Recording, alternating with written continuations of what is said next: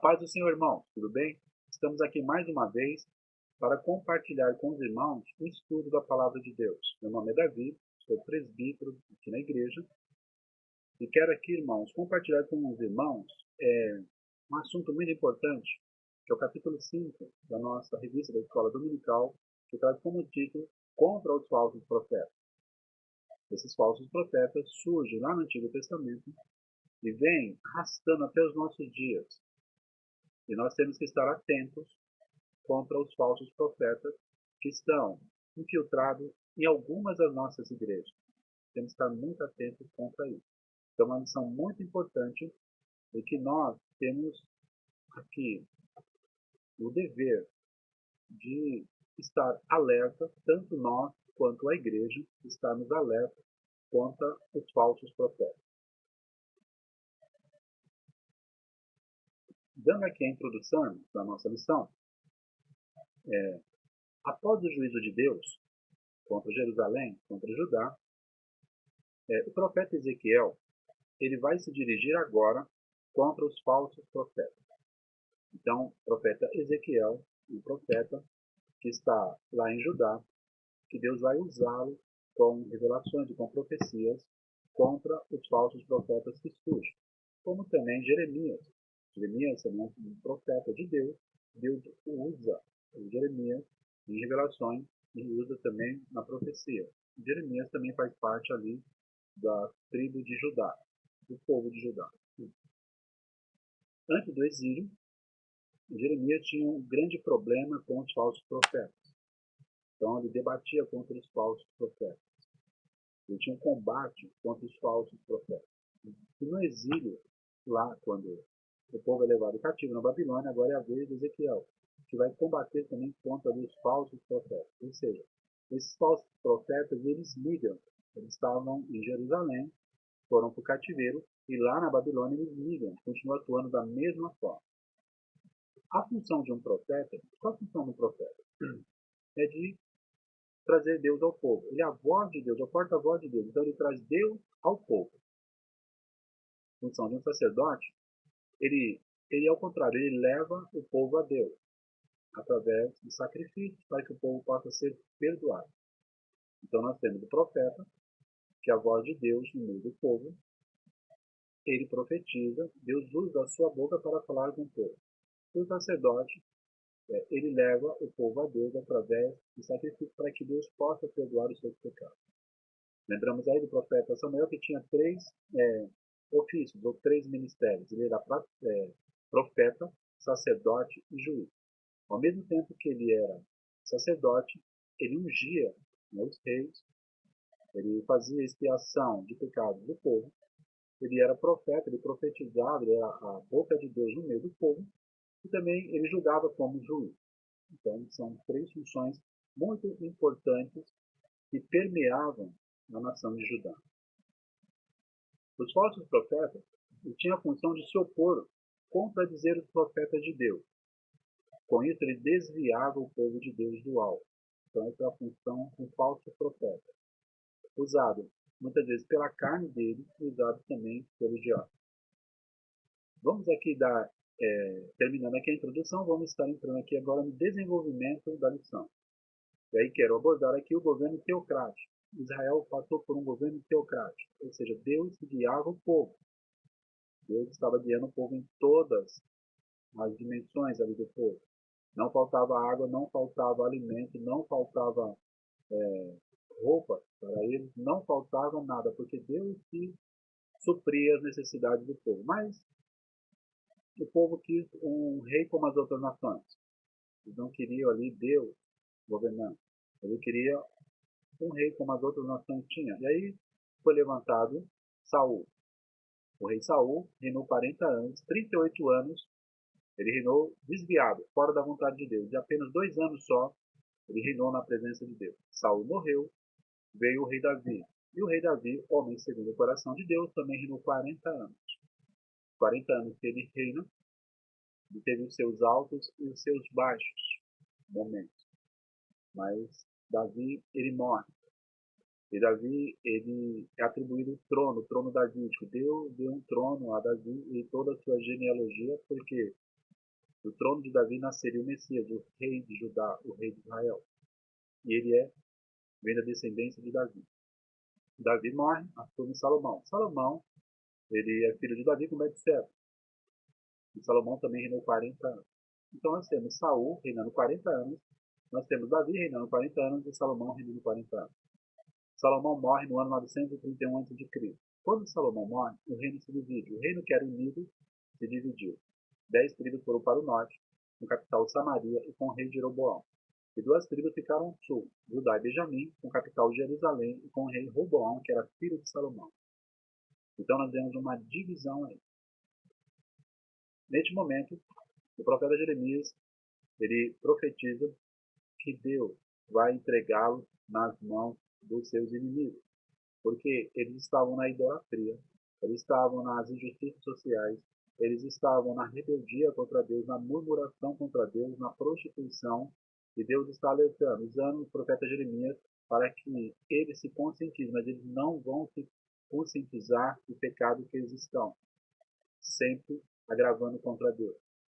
O profeta Jeremias profetizava, cansava de profetizar, mas nada, eles não atendiam a voz de Deus.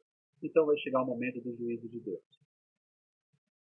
O juízo de Deus acontece um pouco antes, lá nas tribos do norte, nas 10 tribos do norte.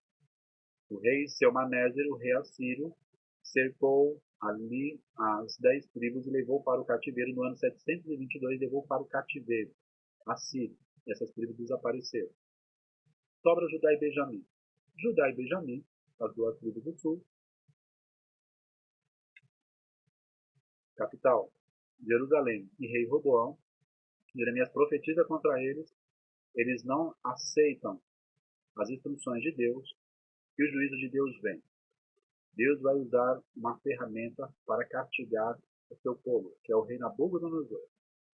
Nabucodonosor sitiou Judá no ano 608 a.C. O processo de sitiamento era o exército de Nabucodonosor ficava em volta da cidade de Judá.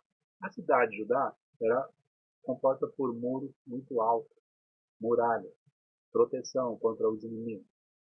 Então, Nabucodonosor colocava o seu exército acampado em volta da cidade e não permitia que entrasse água e nem alimento.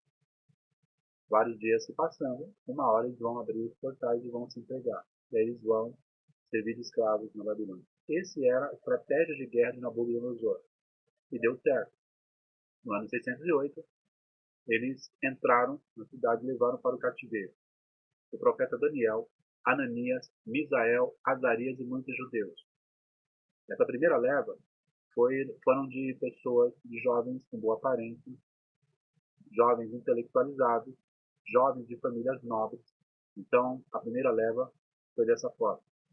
Jovens muito bem preparados para trabalharem na corte da Babilônia. No ano 598 a.C., Nabucodonosor novamente sitiou Judá e vai levar para o cativeiro agora o rei Joaquim, a mãe do rei, o profeta Ezequiel e mais ou menos 10 mil judeus.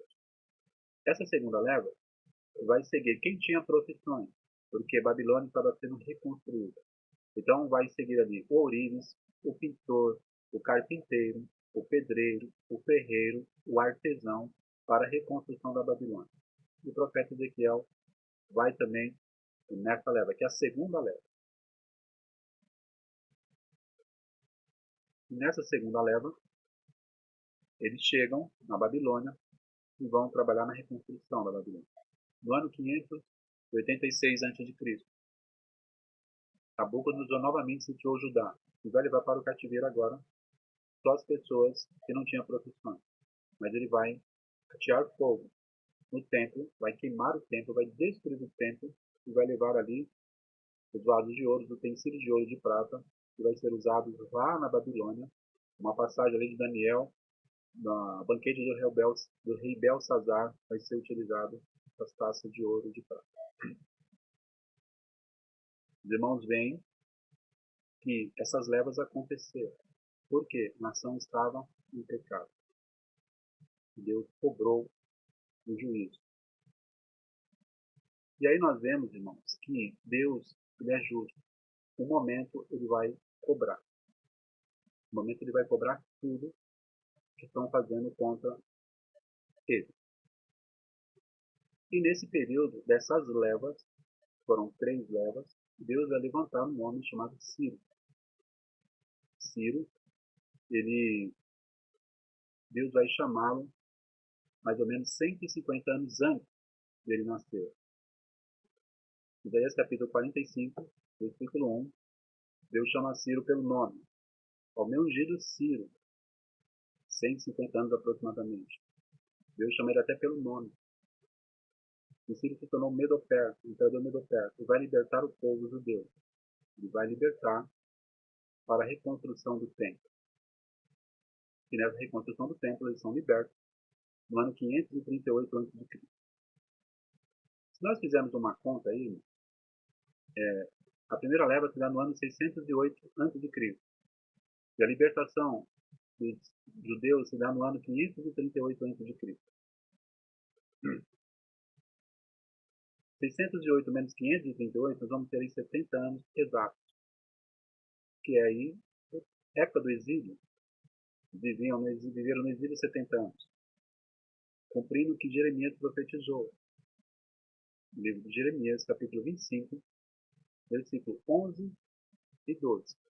Então, nós vemos o profeta de Deus, quem tem chamado de Deus, quem tem missão de Deus, quem tem compromisso com Deus, quem profetiza a verdade, cumpre. Porque é Deus que levanta os seus profetas para profetizar. E quando o profeta de Deus, ele abre a sua boca, vai acontecer. Ok?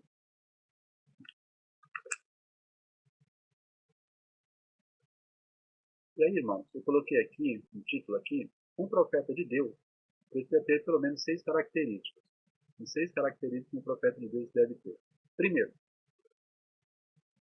revelação de Deus. O profeta de Deus precisa ter revelação de Deus. Segundo, dom de profecia recebido por Deus. Terceiro, ser corajoso. Quarto, ter uma vida de comunhão com Deus e com a sua palavra. Principalmente, frequentando a escola bíblica dominical. O profeta de Deus tem que estar na escola bíblica dominical. Ele recebeu uma ferramenta poderosa de Deus. Ele precisa saber utilizá-la. Precisa de conhecimento para utilizá-la. Ter uma vida de oração. E ao profetizar, acontece. Então, quando o profeta de Deus ele profetiza, acontece. Porque ele é um profeta de Deus. Era muito sério, irmão, profetizar em Israel, sob pena de morte, se a profecia não fosse de Deus. Ou seja, se a profecia não fosse de Deus,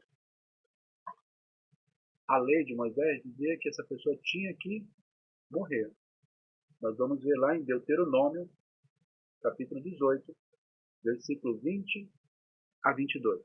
Deuteronômio, capítulo 18, versículo 20 a 22, diz assim: Porém, o profeta que presumir soberbamente de falar alguma palavra em meu nome, que eu não tenho mandado falar, ou que falar em nome de outros deuses, o tal profeta morrerá.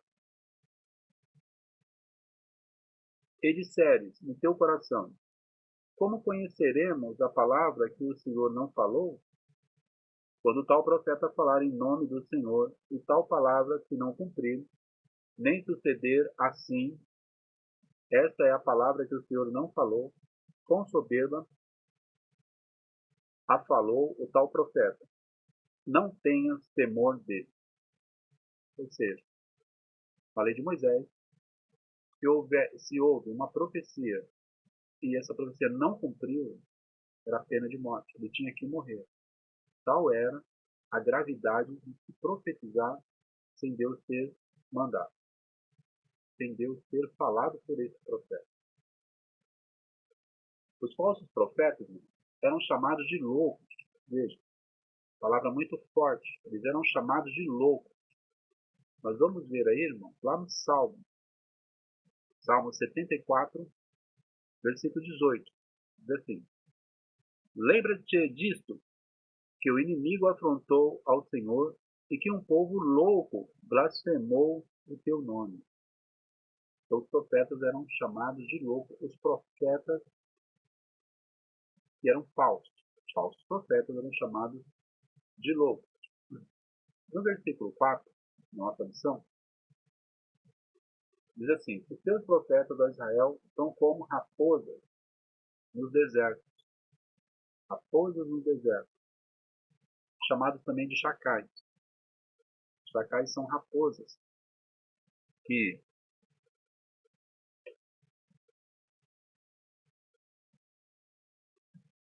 vivem onde tem ali, irmãos, ruína, onde tem lugares que foram destruídos, cidades destruídas. Os chacais são raposas que vivem na destruição. Então, o falso profeta é comparado aí, irmãos, a Bíblia coloca como raposas, animais que destroem. Animais que, se entrar numa vinha, destrói. Numa plantação, ela destrói. Essa é a característica de um falso profeta.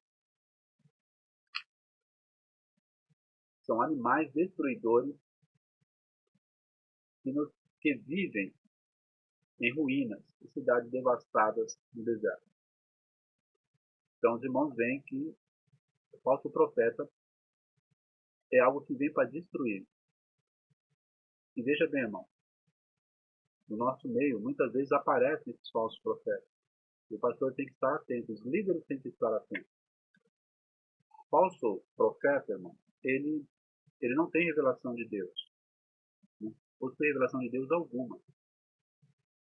O dom de profecia que Deus dá ao profeta, ele recebe esse dom de profecia do diabo. O falso profeta recebe do diabo. O falso profeta, irmão, ele é covarde.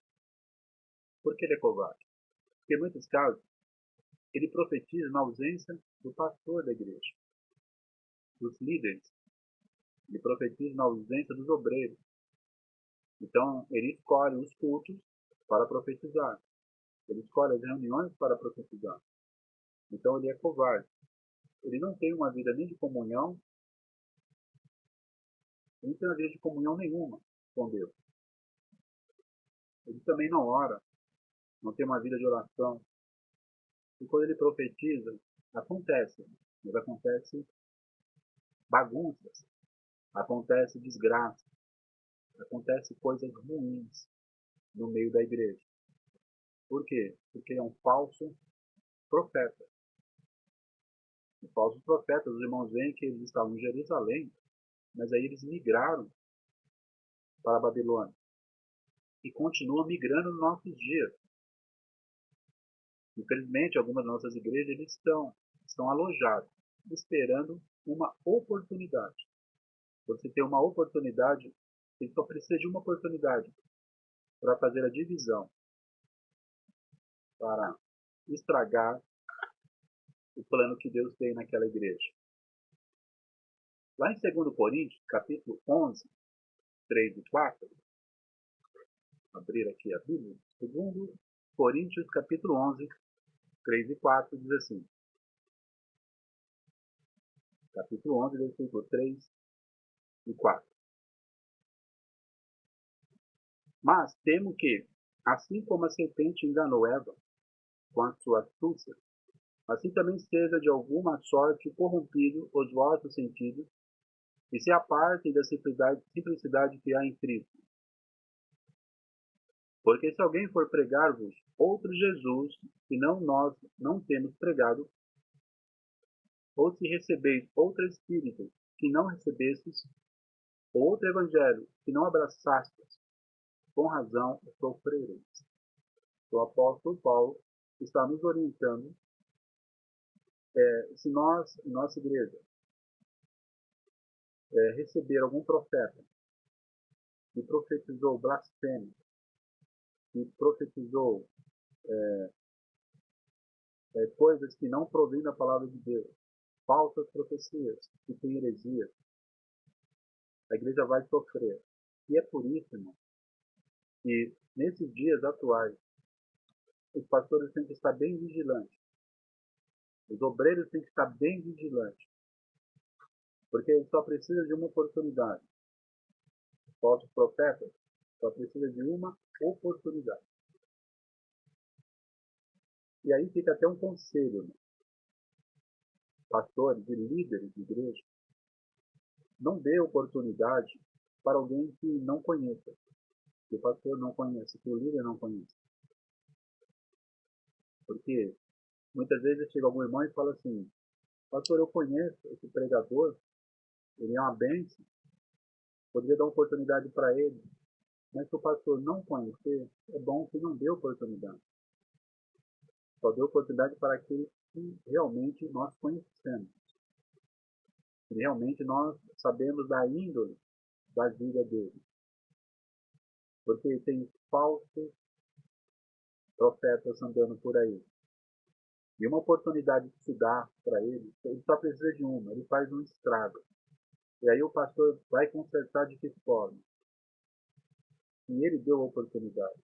Então eu conheço pastores, irmão, que ele só dá oportunidade para o obreiro que ele conhece, para o pastor que ele conhece, para o líder que ele conhece. Se ele não conhecer, pode ser uma bênção para a igreja toda. Mas se esse pastor não conhecer, ele não dá oportunidade. Está corretíssimo. Que nós não podemos vacilar. Nós temos que estar vigiando. Porque, como eu digo, o falso profeta ele só precisa de uma oportunidade. Essa uma oportunidade dele vai fazer um estrago terrível na igreja. Ezequiel, irmão, afirma que eles seguem o seu próprio espírito e coisas que não viram. Então, os falsos profetas, eles não seguem a palavra, seguem o que eles acham, a emoção, o momento. No versículos 6 e 8, Deus revelou a Ezequiel as fraudes dos falsos profetas. Então, os falsos profetas lá no exílio, Deus revela quem são eles para Ezequiel e o que eles causam. Ezequiel começa a combatê-los. O homem de Deus começa a combatê-los, aquele que é levantado pelos diabos. Primeiro, se posicionam como porta-voz de Deus. Então, muitas vezes eles colocam como porta-voz de Deus, mas eles não são. E aí é preciso de um dom muito importante, que se chama discernimento do Espírito. É um dom que falta para as nossas igrejas e para nós, realmente. Discernimento do Espírito. Saber se realmente é de Deus ou não é de Deus aquela profecia.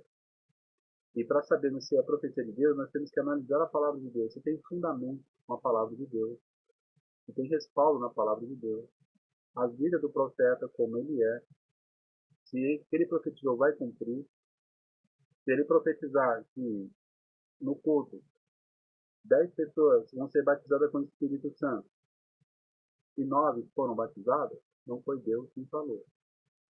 Amém? Segundo, se apresentaram como enviados de Deus no campo político, militar e administrativo. Está lá em 1 Reis, capítulo 22, 11 e 12.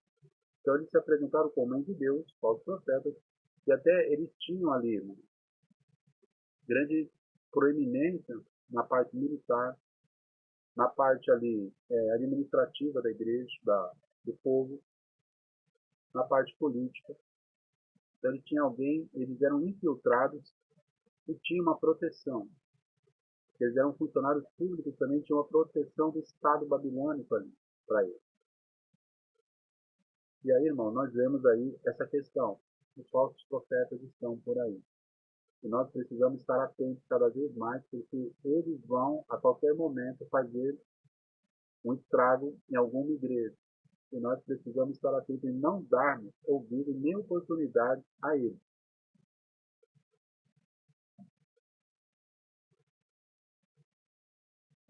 Em nossos dias, alguns falsos profetas estão até dentro das nossas igrejas. Por quê, irmão? A igreja é comparada à lavoura de Deus. Lavoura é uma plantação. E essa plantação, a igreja, é uma plantação muito bela, maravilhosa essa plantação. E não pode ter nada ali para estragar essa plantação. E nós temos que preservar essa plantação. O pastor, o líder, tem que preservar essa plantação. Através da palavra que é pregada, a palavra é limpa.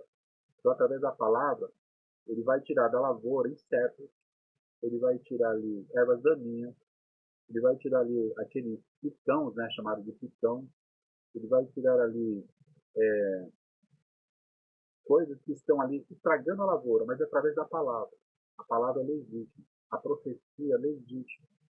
Quando o homem de Deus ele profetiza, ele vai tirando todos esses insetos de lá.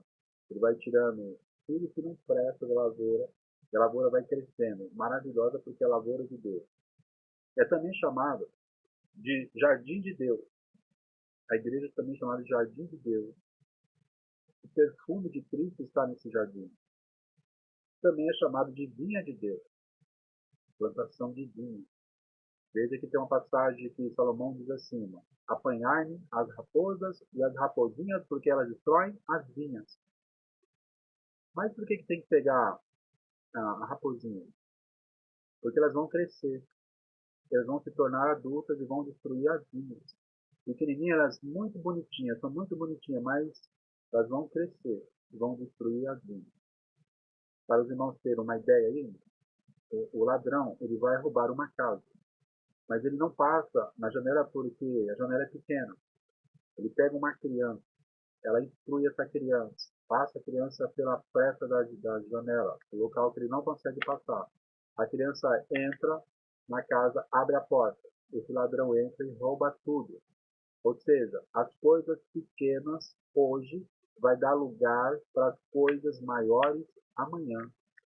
Por isso que tem que pegar a raposinha. E essa raposinha, muitas vezes, são algumas profecias que surgem no meio do povo de Deus. Falsas profecias. Profecias que não acontecem.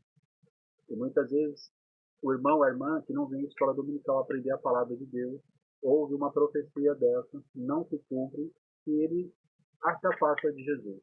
Se afasta porque não cumpriu. Mas quando nós estamos alicerçados na palavra de Deus, alicerçados na escola dominical, nós começamos a conhecer as falsas profecias e as profecias de Deus. Uma grande importância é nós estarmos na escola bíblica dominical. E aí, irmãos, como nós dissemos, não se deve dar oportunidade a quem você não conhece para pregar. Você está entregando a igreja de Cristo para receber um sermão. Você está entregando a igreja de Cristo para receber uma orientação. Você está entregando a igreja de Cristo para receber uma palavra. E aí você precisa conhecer o líder, o pastor, conhecer quem é realmente esse pregador, ter certeza de quem ele é. Porque a responsabilidade é do pastor que deu oportunidade. E depois o estrago é muito grande. E para reparar esse estrago é pior ainda. E aí a Bíblia diz que a ira de Deus estava entre os falsos profetas. Deus vai cobrar os falsos profetas. Quem profetizou algo que não foi de Deus vai ser cobrado em Deus. E aí nós vemos aqui na conclusão da lição. Nós estamos entrando na conclusão da lição. No exílio da Babilônia, esses falsos profetas tinham a proteção do Estado, pois seus discursos agradavam as autoridades e grande parte do povo. Os discípulos desses falsos profetas eram falsos doutores, que disseminavam heresias. No meio do povo, Ezequiel era usado nas mãos de Deus para combater. Os falsos profetas, antigamente, eles tinham os seus auxiliares, que eram mestres, doutores, na palavra, que ajudavam a disseminar as heresias. E além de termos falsos profetas hoje no meio do povo, porque o apóstolo Pedro diz que isso tem que acontecer, e realmente acontece em nossas igrejas, nós temos aí também falsos mestres e falsos doutores. Pessoas que ensinam erradamente a palavra de Deus. Irmão, o convite que nós fazemos, que a escola dominical já deveria ter, quem sabe, irmão, todos que frequentam a igreja deveriam estar na escola dominical. Já foi feita uma pesquisa nas nossas igrejas e, infelizmente, 10%, veja, 10% da igreja frequenta a escola bíblica dominical. E 10% é muito pouco. Os falsos profetas, os falsos mestres, os falsos doutores, eles conseguem penetrar nesse campo. Porque as pessoas não estão querendo aprender a palavra de Deus. Não estão vindo para a escola dominical. Isso é até um apelo que fazemos para combater os falsos profetas em nossos dias. Quando a igreja é instruída na palavra, não há falsa profecia. Mas quando a igreja não é instruída, não quer aprender a palavra, é campo fértil para os falsos profetas. Ok? Então nós vemos aí que Jeremias tinha problema com os falsos profetas lá em Jerusalém, lá em Judá. Esses falsos profetas, eles migraram no exílio para a Babilônia. E agora eles vão ter, Ezequiel vai ter problema com eles também. Os falsos profetas, eles migram de igreja para igreja. Eles vão estragando a lavoura, eles vão estragando a vinha, eles vão estragando o jardim que é a igreja. Mas nós temos como combatê-los pela palavra de Deus. Amém, irmão? Estou aqui encerrando aqui a minha conclusão para a parte final do nosso estudo sobre os falsos profetas, lição 5. E quero deixar aqui, irmão, 2 Pedro, capítulo 2, versículo 1, fechando aqui, irmão, o nosso estudo. Diz assim: e também houve entre o povo falsos profetas, como entre vós haverá também falsos doutores, que introduzirão encobertamente heresias de perdição, e negarão o Senhor que os resgatou, trazendo sobre si mesmos repentina perdição. 2 Pedro, capítulo 2, versículo 1. Um alerta que o apóstolo Pedro nos faz a toda a igreja, a todo o povo de Cristo, e os falsos profetas, os falsos pastores, essa profecia tem que acontecer, como está acontecendo. Quando o apóstolo Pedro teve essa revelação e pregou, irmãos, é que realmente vai acontecer, porque Pedro tinha o Espírito de Deus na vida dele, e quem inspirou Pedro foi o Espírito de Deus, e tem que acontecer. Agora nós temos que vigiar e não permitir que esses falsos profetas estejam na mesma igreja que nós estamos. Nós não podemos permitir, dando oportunidade a falsos profetas, e nem permitir que eles estejam no nosso meio. Amém, irmão? Gostaria de agradecer aqui a atenção dos irmãos e desejo a todos os irmãos uma boa aula nessa lição 5 e que Deus possa falar melhor no coração dos irmãos. Amém, irmão? Deus abençoe e até uma próxima oportunidade. Muito obrigado.